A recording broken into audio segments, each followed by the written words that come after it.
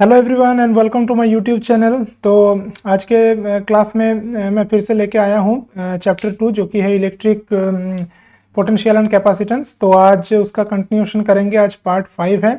तो मेरे physics class में सबका स्वागत है। तो चलो शुरू करते हैं आज का क्लास। तो देखो, आज मैं पहले तो बात करूंगा कि पोलर मॉलिक्यूल्स के बारे में। और देखो, पोलर मॉलिक्यूल्स होता क्या है। देखो, एक मॉलिक्यूल है, उसमें क्या होता है कि जो न्यूक्लियस है उसमें रहता है प्रोटॉन और न्यूट्रॉन। जहां पे प्रोटॉन है पॉजिटिव चार्ज, यानी कि ऑल ओवर न्यूक्लियस होता है एक पॉजिटिव चार्ज, और उसके चारों तरफ रहते हैं इलेक्ट्रॉन्स। अब क्या है, पोलर मॉलिक्यूल्स में क्या होते हैं कि जो टोटल जो इलेक्ट्रॉन का जो चार्ज है उसका जो सेंटर है, और जो प्रोटॉन का जो चार्ज है वो उसका जो सेंटर है वो सेपरेटेड रहता है, थोड़ा सा सेपरेटेड रहता है। जैसे इस डायग्राम में मैंने देखो दिखाया है कि ये प्लस है। प्लस मतलब कि जितने भी प्रोटॉन्स है उसका जो सेंटर है वो है ये, और ये जो भी इलेक्ट्रॉन्स चारों तरफ है उसका सेंटर है ये माइनस। तो देखो ये दोनों सेपरेटेड है, यानी कि ये दो, अब देखो इलेक्ट्रॉनिक चार्ज इक्वल टू होता है प्रोटोनिक चार्ज, है ना। तो क्या हो जाता है, एक स्मॉल डाइपोल बन जाता है, एक प्लस क्यू एक माइनस क्यू। तो ये जो होता है एक स्मॉल डाइपोल जैसा बन जाता है, यानी कि ये सब मॉलिक्यूल्स जो है इसका एक परमानेंट डाइपोल मोमेंट होता है, परमानेंट। बाहर से कोई इलेक्ट्रिक फील्ड है नहीं है उससे कोई फर्क नहीं पड़ता है, लेकिन एक परमानेंट डाइपोल मोमेंट इस सब का होता है, ये सब जो मॉलिक्यूल्स होते हैं। और ये सब वो कहते हैं हम पोलर मॉलिक्यूल्स। इसका एग्जांपल है HCl मॉलिक्यूल, और जो पानी का मॉलिक्यूल है H2O उसका मॉलिक्यूल। तो इसका बेसिकली परमानेंट जो डाइपोल मोमेंट होता है वो जीरो नहीं होता है। ठीक है, ये जो है वो जीरो नहीं होता। ई जीरो हो मतलब एक्सटर्नल फील्ड जीरो हो, लेकिन इसका वैसे ही इंट्रिंसिक एक डाइपोल मोमेंट होता है। तो ये सबको कहते हैं पोलर मॉलिक्यूल्स। अब देखो, नॉन पोलर मॉलिक्यूल्स में क्या होता है कि इलेक्ट्रॉन्स अगर यूनिफॉर्मली डिस्ट्रीब्यूटेड है पूरा जो न्यूक्लियस के चारों तरफ, तो उससे क्या होता है कि जो नेगेटिव चार्ज का जो सेंटर है और जो पॉजिटिव चार्ज यानी कि प्रोटॉन्स का जो सेंटर है वो कोइंसाइड कर जाता है, यानी कि एक ही पॉइंट में रह जाता है। जैसे इस डायग्राम में मैंने दिखाया, देखो चारों तरफ इलेक्ट्रॉन है, तो इसका मिडिल पॉइंट बन गया यहाँ पे। तो यहाँ पे माइनस भी है और यहाँ पे देखो प्लस भी है, तो यहाँ पे हमारा बन जाता है। तो ये ऑल ओवर क्या हो जाता है, इसका डाइपोल मोमेंट नहीं होता। क्यों? क्योंकि डाइपोल फॉर्म ही नहीं होता, दोनों जो चार्ज है पॉजिटिव और नेगेटिव वो सेपरेटेड नहीं रहता है, तो इसका इसलिए इलेक्ट्रिक डाइपोल मोमेंट हो जाता है जीरो। तो they have no permanent dipole moment. अब देखो, हाँ, ये सब जो नॉन पोलर जो मॉलिक्यूल्स है, अगर हम एक एक्सटर्नल फील्ड इस पे अप्लाई करें तो फिर क्या होगा, इलेक्ट्रॉन्स जो होंगे वो क्या होगा कि जिस तरफ फील्ड आ रहा है उसके ऑपोजिट डायरेक्शन में इलेक्ट्रॉन्स अट्रैक्ट होंगे। उससे क्या हो जाएगा कि नेगेटिव चार्ज का जो सेंटर है वो शिफ्ट हो जाएगा, और फिर उसके अंदर एक डाइपोल मोमेंट आ जाएगा जिसको हम पोलराइजेशन कहते हैं। लेकिन नॉर्मली क्या होता है, अगर बाहर से कोई इलेक्ट्रिक फील्ड नहीं दिया जाता है तो टोटल जो डाइपोल मोमेंट होता है वो जीरो होता है। तो ये सब हो गया नॉन पोलर मॉलिक्यूल्स। अब हम बात करते हैं polarisation of a dielectric slab. देखो, डाइइलेक्ट्रिक मतलब बेसिकली कह सकते हो इंसुलेटर है। तो ये एक डाइइलेक्ट्रिक स्लैब है, इसमें देखो बहुत सारे मॉलिक्यूल्स है, ये जो मैंने दिखाया ये सब मॉलिक्यूल्स है। अब क्या है कि बाहर से अगर हम एक एक्सटर्नल मतलब इलेक्ट्रिक फील्ड दे, मान लो कि ये इधर एक हमने जो है ये इधर वाला एक प्लेट रखा है, उस पर पूरा पॉजिटिव चार्ज दिया है, इधर में पूरा हमने नेगेटिव चार्ज दिया है। तो क्या हो जाएगा, पॉजिटिव से नेगेटिव की तरफ यहाँ पे एक इलेक्ट्रिक फील्ड यहाँ पे जाएगा लेफ्ट टू राइट। इसको मैंने नाम दिया है E0। So what is E0? It is the external electric field. तो ये एक्सटर्नल इलेक्ट्रिक फील्ड जो है वो हमने अप्लाई किया है। अब इसके प्रभाव में होगा क्या, देखो यहाँ पे जितने भी ये सब एटम्स हैं, जितने भी एटम्स रहेंगे ना, अब नॉर्मली तो उसका डाइपोल मोमेंट जीरो है, लेकिन क्या होगा कि जब भी इलेक्ट्रिक फील्ड अप्लाई करोगे तो जो इलेक्ट्रॉन्स होंगे ना वो इस पॉजिटिव की तरफ इस तरह से शिफ्ट करेंगे, पॉजिटिव की तरफ ये लोग शिफ्ट करेंगे। तो इसीलिए देखो हर एक मॉलिक्यूल का माइनस जो है वो थोड़ा सा लेफ्ट साइड में आ गया, देखो माइनस यहाँ पे है लेफ्ट साइड में आ गया, यहाँ पे देखो लेफ्ट साइड में आ गया, और इवेंचुअली प्लस हो जाएगा वो राइट साइड में आ जाएगा।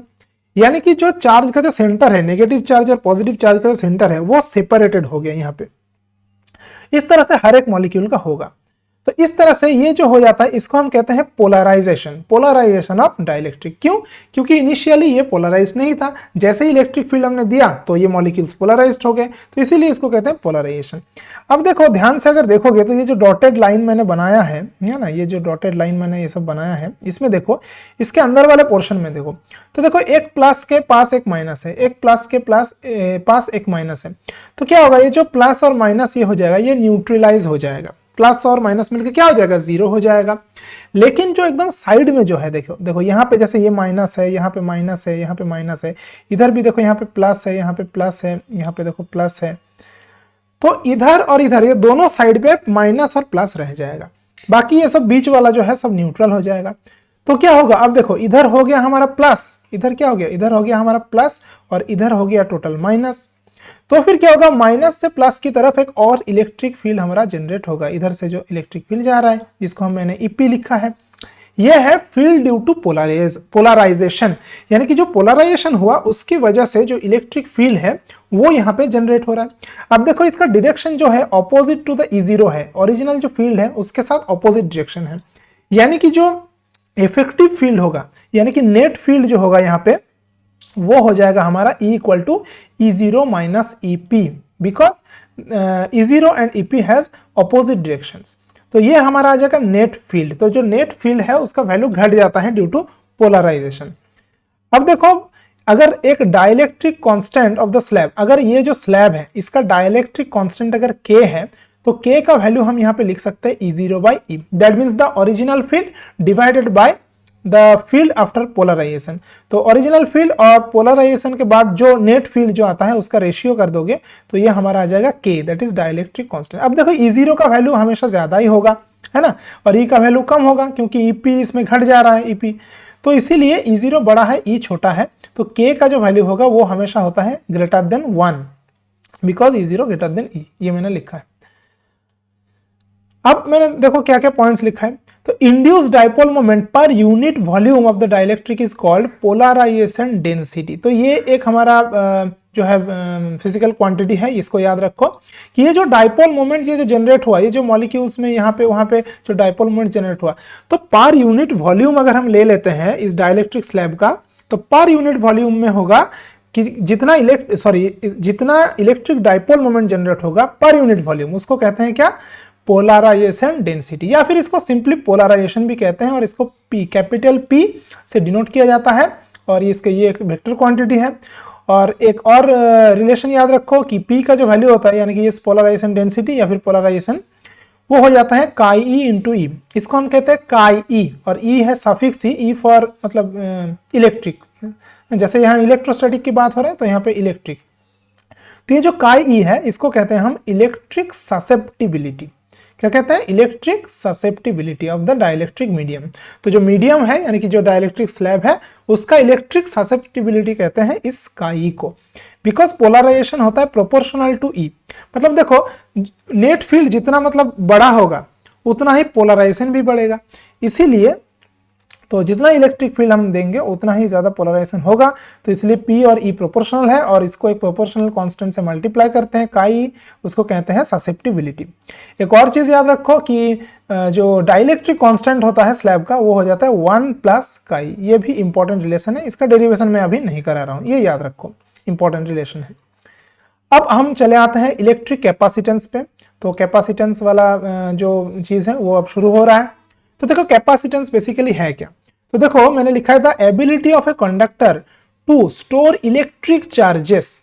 क्या है, to store electric charges is called capacitance. एक मान लो कंडक्टर है, हमारे पास एक स्फेरिकल मेटेलिक स्फीयर हो सकता है, या फिर कुछ और शेप का हो सकता है, कोई भी कंडक्टर ले, एक रॉड हो सकता है, उस पर जितना इलेक्ट्रिक चार्ज जितना उस पर मतलब स्टोर हो सकता है उसी को कहते हैं कैपेसिटेंस, है ना। तो उसी को कहते हैं हम कैपेसिटेंस, मतलब एक क्षमता है कि कितना वो इलेक्ट्रिक चार्ज स्टोर करके रख पाए अपने अंदर, उसको कहते हैं कैपेसिटेंस।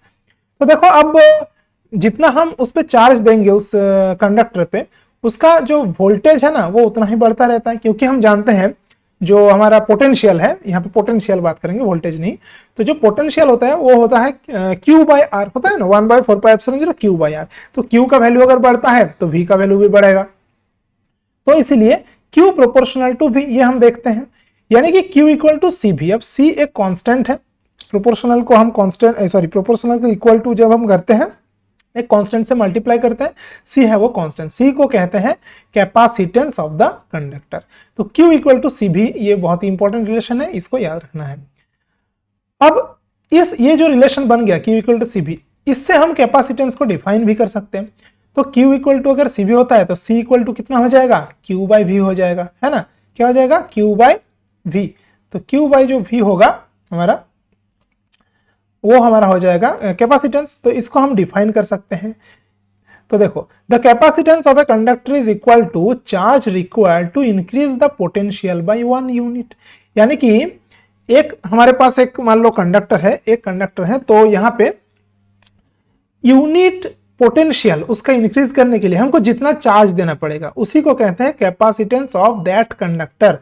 क्योंकि देखो नीचे यहाँ पे V है, Q बाई V, तो इसको यूनिट अमाउंट 1 वोल्ट मान लो बढ़ाने के लिए जितना हमको चार्ज चाहिए, जितना कूलम चार्ज चाहिए, उसको कहेंगे हम कैपेसिटेंस ऑफ दैट कंडक्टर। तो ये हो गया कैपेसिटेंस। और इसका SI यूनिट देख लो, SI यूनिट इसका है फैराड, याद रखना SI यूनिट इसका है फैराड। और CGS यूनिट उसका स्टैट फैराड है, ठीक है, CGS यूनिट स्टैट फैराड है। और 1 फैराड हो जाएगा 1 कूलम बाय 1 वोल्ट, क्योंकि देखो यहाँ पे C equal to Q by V, Q का है कूलम और V का है वोल्ट, इसलिए कूलम बाय वोल्ट। अब देखो जो फैराड है वो बहुत ही बड़ा अमाउंट है, तो उसको छोटा अमाउंट भी इस्तेमाल करते हैं, जैसे micro farad 10⁻⁻6 farad, pico farad PF 10⁻⁻12 farad, तो ये भी यूज होता है। अब ये एक इंपॉर्टेंट बात है कि वैल्यू ऑफ C यानी कि जो capacitance depends on the shape and dimension of the conductor. तो कैपेसिटेंस डिपेंड किसके ऊपर करते हैं, मतलब कि वो जो कंडक्टर है उस पर कितना चार्ज होगा, वो किस मतलब उपाय के ऊपर डिपेंड, किस चीज के ऊपर डिपेंड करेगा। तो वो डिपेंड करेगा वो जो कंडक्टर उसका शेप एंड साइज, यानी कि वो स्फेरिकल है कि पैरालेलोपिपेड जैसा है, कि किस तरह की रॉड जैसा है, सिलिंड्रिकल है, तो वो मतलब किस तरीके का है और कितना लेंथ है, कितना एरिया है उसका, उसके ऊपर डिपेंड करेगा C का वैल्यू। अब एक एग्जांपल देख लेते हैं, जैसे कैपेसिटेंस ऑफ अर्थ। तो अर्थ हमारा होता है एक स्फीयर जैसा।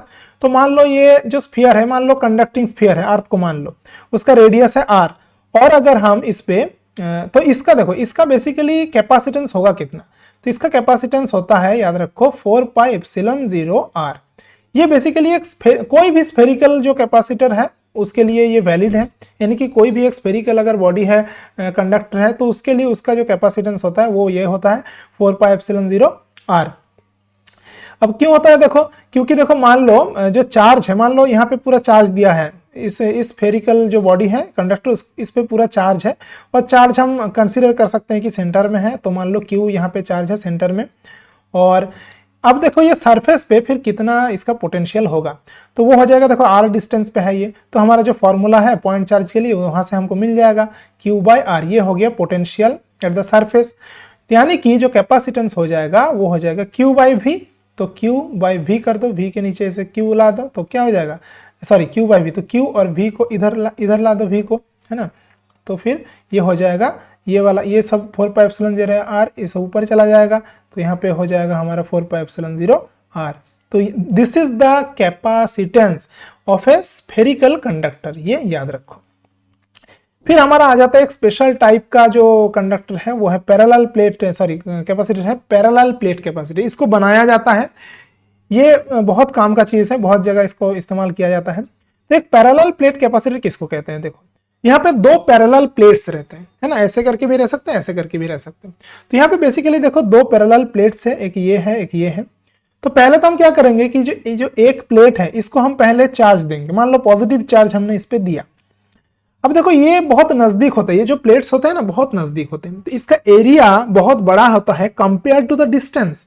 डिस्टेंस बहुत ही स्मॉल होता है 2 प्लेट के बीच में, और एरिया बहुत बड़ा होता है उसके कंपेयर में। तो इसीलिए इलेक्ट्रिक फील्ड लगभग हो जाता है इसके साथ ऐसे ऐसे नॉर्मल करके आता है, यानी कि इलेक्ट्रिक फील्ड लीक बहुत कम होता है, कि यहाँ से कोई लीक कर गया इलेक्ट्रिक फील्ड इस तरह से, वो बहुत कम होता है। तो मैक्सिमम इलेक्ट्रिक फील्ड ऐसे डायरेक्टली यहाँ से यहाँ तक ऐसे करके आता है। तो देखो पहले यहाँ पे हमने क्या किया कि पॉजिटिव चार्ज दिया। अब क्या होगा, ड्यू टू इंडक्शन, इंडक्शन के दौरान क्या होता है कि इसके पास में जो चार्ज है इस साइड पे, ये जो प्लेट है, देखो प्लेट का 2 साइड होता है ना, तो मान लो इसको हमने पहले मान लो चार्ज दिया, पूरा पॉजिटिव चार्ज दिया, फिर ये जो प्लेट है सामने वाला, इसके सामने वाले पोर्शन में क्या होगा, नेगेटिव चार्ज इंड्यूस्ड होगा ड्यू टू इंडक्शन। इंडक्शन चीज देख सकते हो, जो चैप्टर 1 में मैंने पढ़ाया था, पार्ट 1 में, उस पे देखो इंडक्शन क्या है। तो जो नजदीक अगर हम लाते हैं तो यहाँ पे अपोजिट चार्ज इंड्यूस्ड होता है, और फिर इधर वाले हिस्से में, इधर वाला जो सरफेस है उस पर उल्टा चार्ज होगा, मतलब इधर निगेटिव हुआ तो इधर पॉजिटिव होगा।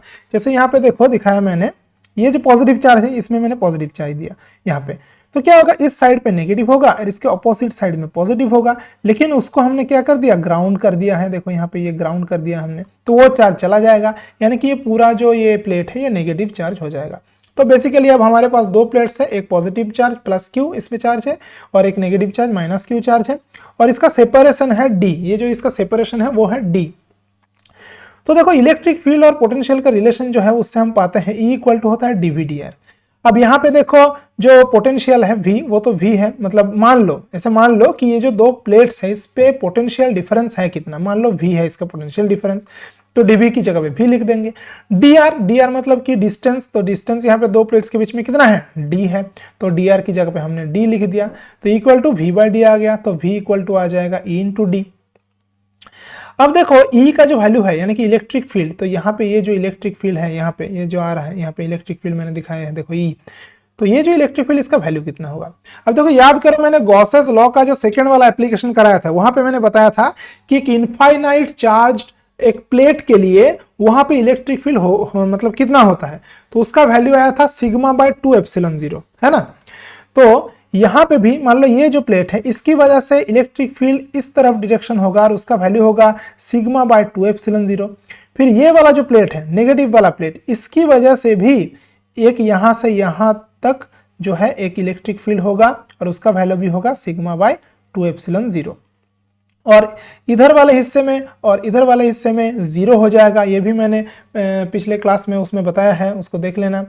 तो मेरा जो प्लेलिस्ट है यूट्यूब पे उसको ज़रूर देखना, मेरे प्लेलिस्ट पे क्लिक करो और वहाँ पे देखो क्लास 12 का जो जो चैप्टर मैंने पढ़ा है, जो भी क्लासेस है वहाँ पे एक साथ मिल जाएगा। तो वहाँ पे टॉपिक भी लिखा हुआ होगा थंबनेल पे, वहाँ से देख के उसको पढ़ो। तो देखो, तो इधर उधर तो ये जो ऊपर है और नीचे है इसमें इलेक्ट्रिक फील्ड जीरो होता है, सिर्फ बीच में जो होगा वो प्लस हो जाएगा और ये हो जाएगा σ/ε0। तो यहाँ पे इलेक्ट्रिक फील्ड का वैल्यू मिल गया, तो V का वैल्यू क्या हो जाएगा, E इंटू डी, यानी कि σ/ε0 इंटू डी।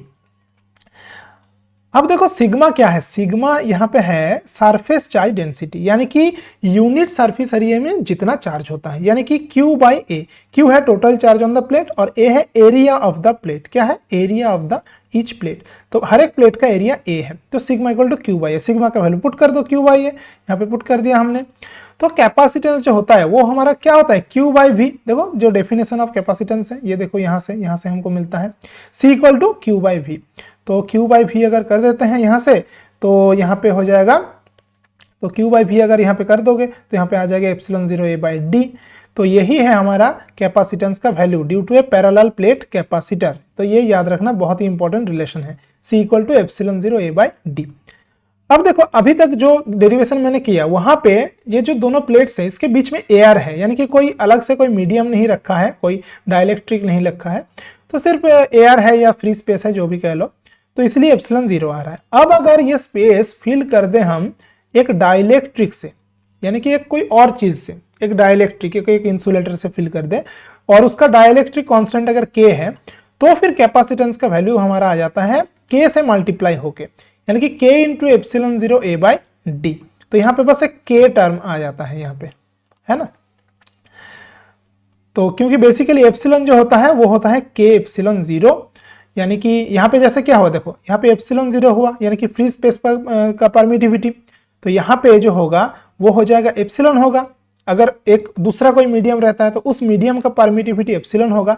अब एप्सिलॉन होता है k इंटू ε0, तो यहाँ पे k ε0 आ गया इसलिए।